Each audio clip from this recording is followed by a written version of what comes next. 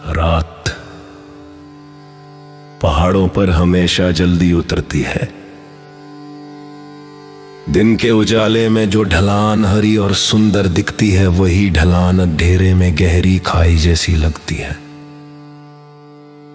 हर दिशा से ठंड आती है और हर तरफ सन्नाटा। हवा पतली थी मगर भारी भी, जैसे हर झोंके में किसी पुरानी सांस का बोझ अटका हो। ऊपर आसमान में बादल थे, चांद उनके बीच छुपता निकलता रहा। जंगल चारों तरफ फैला था, ऊंचे ऊंचे पेड़ और उनके बीच से आती ठंडी हवा। नीचे नदी बह रही थी,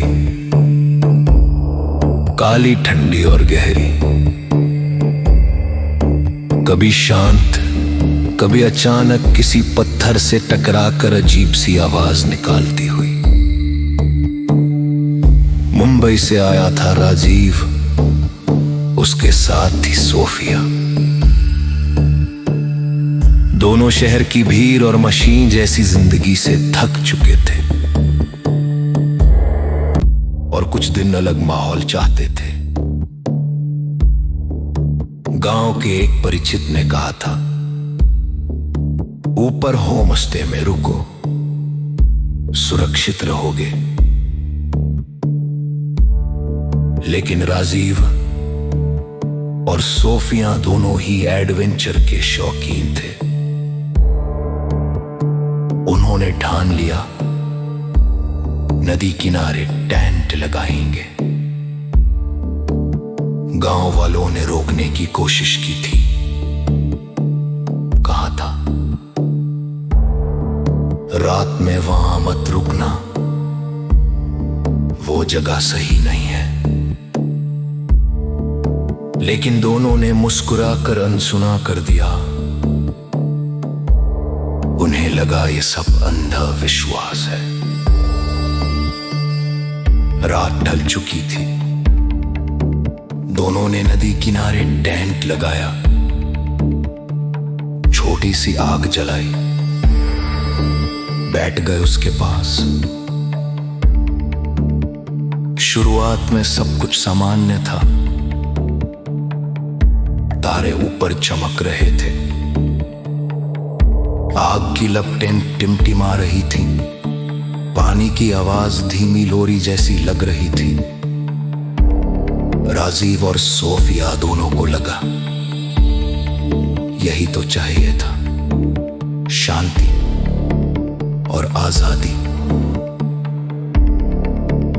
लेकिन धीरे धीरे माहौल बदलने लगा। हवा और ठंडी हो गई, भारी भी। जंगल की सारी आवाजें गायब हो गई। न कोई झींगुर, न कोई उल्लू, न पत्तों की खड़खड़ाहट। पूरा जंगल चुप था, इतना चुप कि दिल की धड़कन तक सुनाई देने लगी। आग की लपटें कांपने लगी। राजीव ने सोचा, शायद हवा तेज हो गई है, लेकिन हवा तो बिल्कुल थम गई थी। और तभी एक अजीब गंध हवा में भरी, गंध जैसे गीली राख, जैसे जला हुआ मांस। सोफिया ने नाक ढक ली। राजीव ने चारों ओर देखा, लेकिन आसपास कुछ भी नहीं था। बस वही अंधेरा, वही ठंडी धुंध।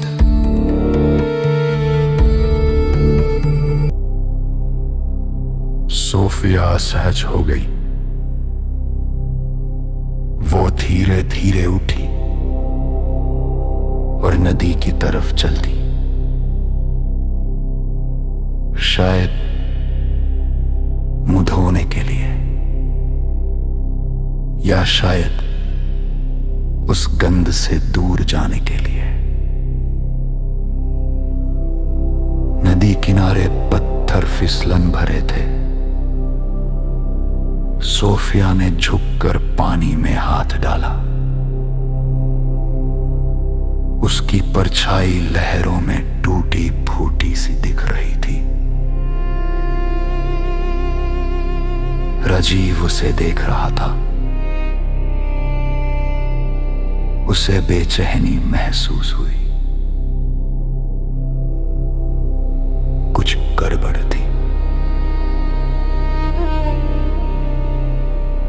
अचानक सोफिया का पैर फिसल गया। वो सीधे ठंडी नदी में गिर गई। तेज आवाज हुई, छपाक। पानी के छींटे चारों तरफ फैल गए। राजीव दौड़कर पहुंचा। उसने पूरी ताकत से सोफिया को खींचकर बाहर निकाला। वो कांप रही थी। उसकी सांसें टूट टूट कर आ रही थी। लेकिन जब उसने आंखें खोली, राजीव का खून जम गया। उसकी आंखें अब वैसी नहीं थीं, पूरी तरह काली, गहरी और खाली। चेहरा बिल्कुल भावहीन और होंठों से सिर्फ एक शब्द निकला, मसान। राजीव सन्न रह गया। आग की लपटें और तेज कांपने लगी। धुंध और गहरी हो गई। हवा जैसे किसी और भाषा में फुसफुसा रही थी। राजीव ने डरते हुए चारों ओर देखा और तभी उसकी नजर टेंट के पास जमीन पर पड़ी। वहां कुछ पड़ा था। एक लाल कपड़ा, टूटी हुई चूड़ियां और बिखरा हुआ सिंदूर। दिन में वहां कुछ नहीं था। अब ये सब अचानक कहां से आया? राजीव की रीढ़ की हड्डी तक ठंडी हो गई। उसे लगा ये कोई साधारण जगह नहीं है।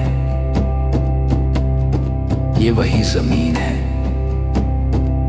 जहां किसी की अधूरी मौत हुई थी, जहां कोई आत्मा अब भी भटक रही थी। सोफिया की आंखों में अब सोफिया नहीं थी। उसकी सांसें भारी हो गई थी और होंठ फिर से हिले, धीरे धीरे। मसान।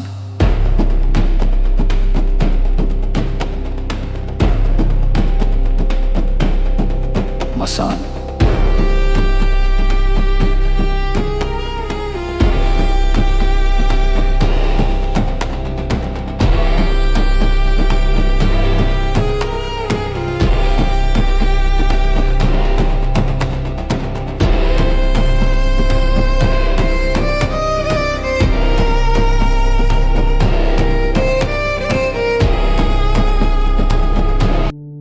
यह सच्ची घटना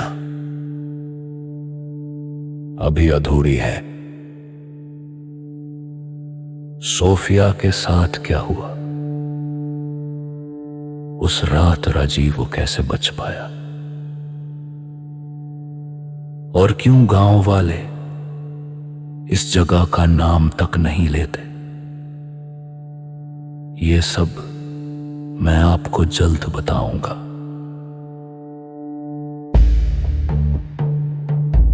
जुड़े रहिए मेरे साथ, क्योंकि अगला हिस्सा और भी खतरनाक है। अगर आपको ये कहानी डरावनी लगी तो चैनल को सब्सक्राइब कीजिए, बेल आइकन दबाइए ताकि अगला भाग मिस न हो, और नीचे कमेंट में लिखकर बताइए क्या आप इस अंधेरे सफर का अगला हिस्सा सुनने की हिम्मत रखते।